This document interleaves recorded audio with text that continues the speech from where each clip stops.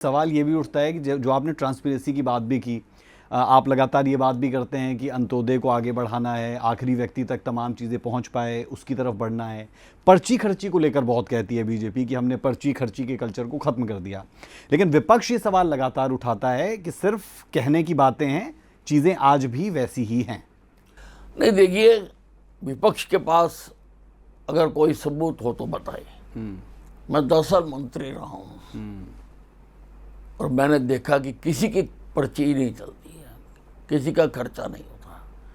मैं आपको बताऊं, एक दिन मैंने सिविल अस्पताल गया, अपना खून टेस्ट कराना था।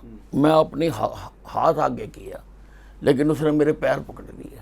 मैंने कहा, भाई पैर से नहीं निकालना, हाथ से निकालना है। कहता, नहीं जी, मैं आपके पैर छूना चाहता हूँ, मैं बहुत गरीब घर का आदमी हूँ और मेरी कोई सिफारिश नहीं है, फिर भी आपकी सरकार में मेरी नौकरी लगी, इसलिए मैं आपके पैर छूना चाहता हूँ।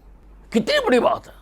और ऐसे हजारों लोग होंगे जिनकी बिना किसी खर्ची, बिना किसी पर्ची के उनको रोजगार मिला। चलिए, ये तो एग्जाम्पल आपने दे दिया, लेकिन कोई ऐसा एग्जाम्पल दीजिए कि जहां पर पर्ची और खर्ची चलती थी। जब आप शुरुआत में 2014 में सत्तासीन हुए, कैबिनेट मंत्री भी बन गए, उस दौरान कोई इस तरीके की पर्ची लेकर आपके पास आया हो और खर्ची देने की यानी पैसा देने की बात की हो? कोई ऐसा अनुभव आपका? देखिए, हमारे राज्य में तो कभी हुआ नहीं। कोशिश की हो किसी ने इस तरीके? नहीं, मेरे दरवाजे में गलत काम करने वाला आता ही नहीं है। मेरे दरवाजे में हमेशा ठीक काम वाला आता है। मेरे दरवाजे पे तो प्रभु की कृपा है कि कोई गलत आदमी आता ही नहीं। मुझे कभी किसी से भिड़ना ही नहीं पड़ता। आपकी पर्सनैलिटी ऐसी है शायद। हाँ, कि हर किसी को लगता है कि मेरे पॉलिटिकल, पास तो जिसका काम ठीक होता है, जिसका वो हक मिलना चाहिए, उन्हीं के लिए मैं लड़ता हूँ और लड़ता रहूँगा आखिरी सांस तक, क्योंकि ये जिंदगी, ये स्टेटस सब कुछ जनता का दिया हुआ। बिल्कुल। और क्योंकि पॉलिटिकल करियर भी आपका बहुत शानदार रहा है। कभी आप निर्दलीय विधायक जीत गए, कभी आप बीजेपी के टिकट पर चुनाव जीत गए, उस पहलू पर भी आऊँगा।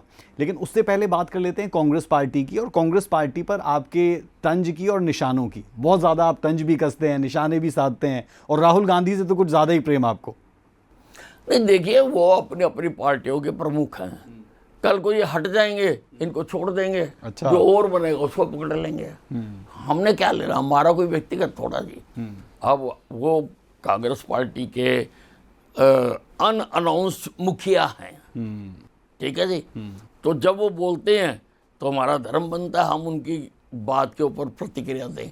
उसी प्रकार से हुड्डा साहब क्योंकि प्रमुख है, किसी और को आगे आने नहीं देते वो। जिस दिन इनको पीछे करके कोई और आ जाएगा, हुड्डा साहब का पीछे छोड़ देंगे, उसके पीछे पड़ देंगे।